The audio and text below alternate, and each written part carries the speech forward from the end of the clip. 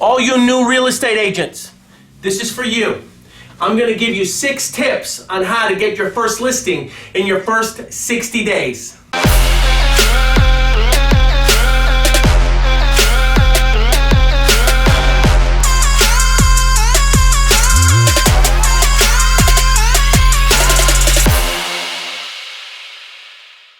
Thanks for visiting our channel. Please make sure that you subscribe so that way you can have access to all of the content that we are creating and curating for you. Also make sure that you click on the bell icon right next to the subscribe button, the notifications button.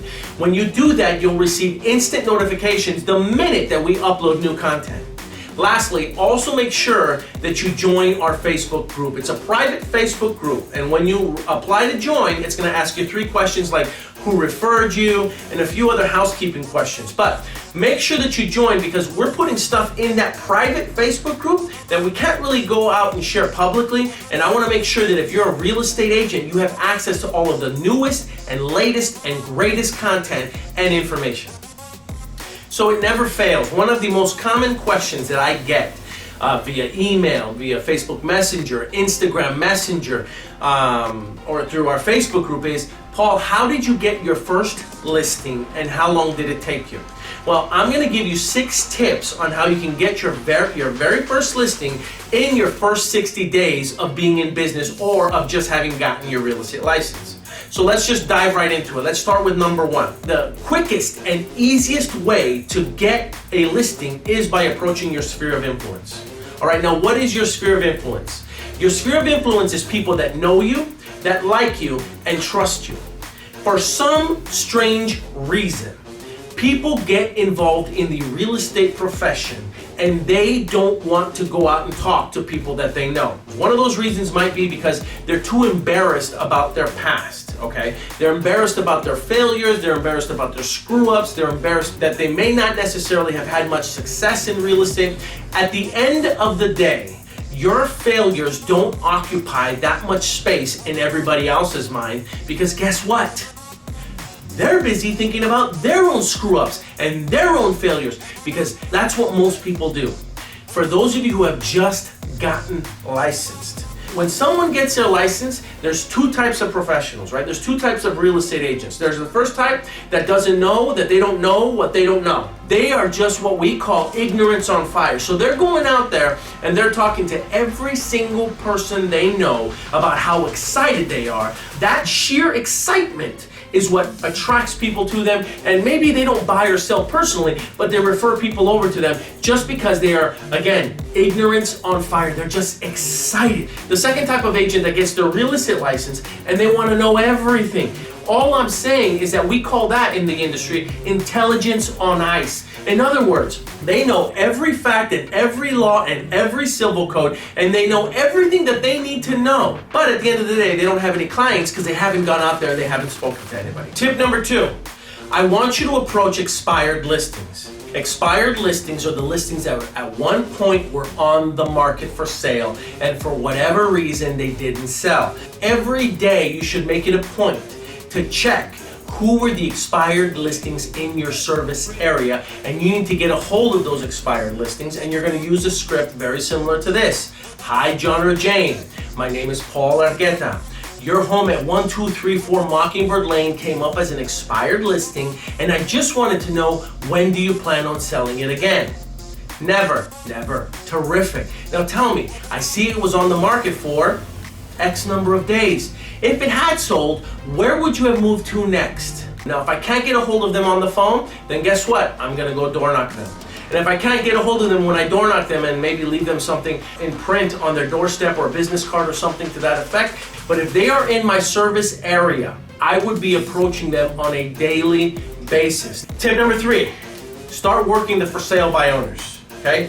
Fizz bows. In a market that's accelerating, they're probably going to have a better chance of being able to successfully sell their property, right? For sale by owner. Why? Because the market is accelerating and the demand is high. But in a market where the inventory is consistently creeping up and prices seem to be leveling off, they're going to have a much harder time getting the property sold. I'm going to contact them. Hi, John or Jane. I'm calling about your property that is for sale at 1234 Mockingbird Lane. Are you the owner? Yes, I'm the owner. Fantastic. Is it still available? Yes, it's still available. Fantastic. Listen, I'm a real estate agent, and all I really wanted to know, John or Jane, was, are you cooperating with real estate agents that bring you a buyer? In other words, are you open to paying a buyer's agent's commission? Yes or no? They will say yes, they might say no. If they say no, fantastic, John. How long will it take before you even consider hiring an agent or working with an agent to help you get your property sold? If they say yes, fantastic, John. What are the showing instructions? Now, John or Jane, I'd like to preview this property for my client. Could I do that as early as today, or is tomorrow better? And I'm going to try to make an appointment to go over there and preview the property. Tip number 4, buy some internet leads. I am going to suggest that if you're brand new, that you buy some internet leads. Some of those buyer leads are actually seller leads that need to sell before they can buy.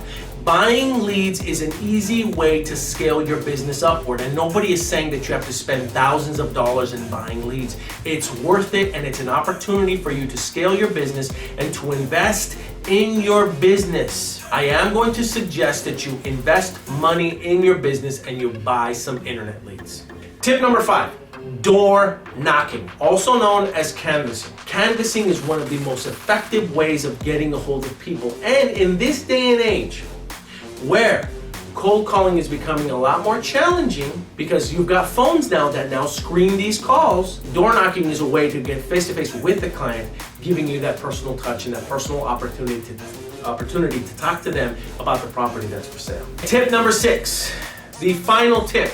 All right, I want you to host an open house. But Paul, aren't open houses for buyers? Yes, but again, there are sellers that will go into open houses or soon to be sellers that will walk into open houses to scope out their competition, or there are nosy neighbors that will go in there and they want to take a look at the house who might also be considering selling as well. Now, if you're going to hold an open house, again, invest in your business. I just gave you 6 tips on how to get your first listing in your first 60 days.